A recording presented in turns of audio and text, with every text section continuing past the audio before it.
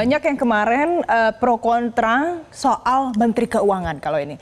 Mundur enggak ya? Jangan sampai Sri Mulyani mundur. Ada juga yang bilang, enggak, Sri Mulyani kayaknya mundur. Duh, bingung. Banyak spekulasi ya, karena memang isu terkait dengan mundurnya Menteri Keuangan ini santer beberapa waktu belakangan, di mana Menteri Keuangan yang sudah menjabat Menteri Keuangan selama 3 periode pemerintahan ini, mulai dari 3 presiden berbeda ini, kemudian tegas membantah bahwa rumor dirinya ini mundur dari Kabinet Merah Putih, seperti yang ramai diberitakan dan disampaikan oleh Bu Sri Mulyani sendiri. Saya fokus katanya untuk mengerjakan tugas-tugas yang diamanatkan kepada saya.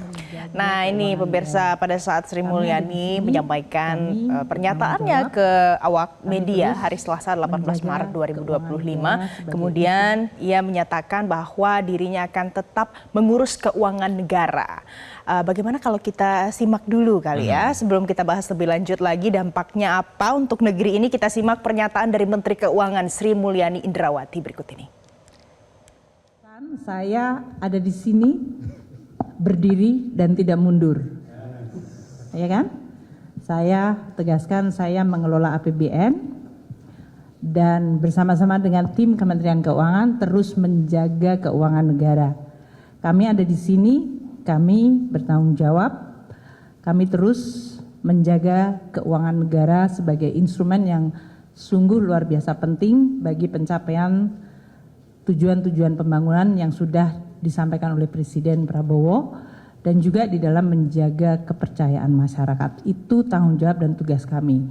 Kami tetap berdiri teguh untuk bekerja fokus. Rumor ini pemirsa semakin kencang terdengar pada saat pasar saham IHSG Indonesia turun drastis. Jadi Jason, kemarin itu indeks harga saham gabungan anjlok dalam perdagangan hari Selasa. Bahkan Bursa Efek Indonesia sempat menghentikan perdagangan sementara karena anjlok lebih dari 5%. Kayaknya 6% tuh malah ya. Dan IHSG ini ditutup turun 6,12% pemirsa di level 6.078 pada perdagangan sesi pertama di hari Selasa, menjadikannya yang terendah dalam 4 tahun perdagangan saham, meski bangkit pada sesi kedua ke level 6.246,98. Ya walaupun ini membuktikan bahwa ternyata isu mundurnya Sri Mulyani tidak hanya mengguncang psikologis masyarakat sipil, tapi juga investor ya Valen. Ya benar Jason. Nah, pemirsa, sejumlah analis juga bahkan menyebut koreksi IHSG ini terjadi karena derasnya aksi jual yang mencerminkan panic selling dari para investor.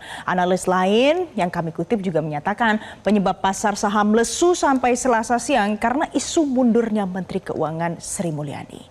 Kemudian, Direktur Bursa Efek Indonesia Iman Rahman mengatakan bahwa penurunan IHSG ini sudah terjadi sejak pekan lalu. Kalau begitu kita simak apa yang disampaikan oleh Direktur BEI Iman Rahman berikut ini.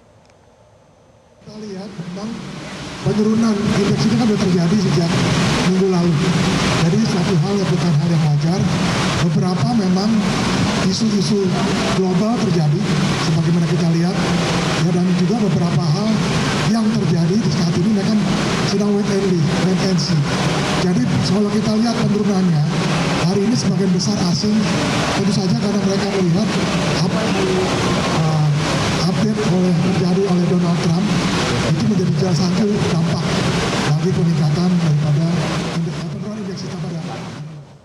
Ya kalau kita lihat pemirsa memang ini dampaknya sangat membuat IHSG ini kemarin sempat dalam tanda kutip turun begitu ya. Tapi kalau kita lihat runut lagi ke belakang, ini isunya sudah cukup lama, bahkan mungkin sejak 6 hari lalu ketika Sri Mulyani ini memposting foto dirinya sedang buka puasa bersama dengan Presiden. Disitulah banyak kemudian spekulasi apakah Sri Mulyani mengundurkan diri atau membahas terkait dengan pengunduran dirinya, tapi waktu itu setelah buka puasa hanya dibilang membahas APBN. Iya, dan luar biasa loh dampaknya, dan masyarakat jangan sampai ikut-ikutan panik ya.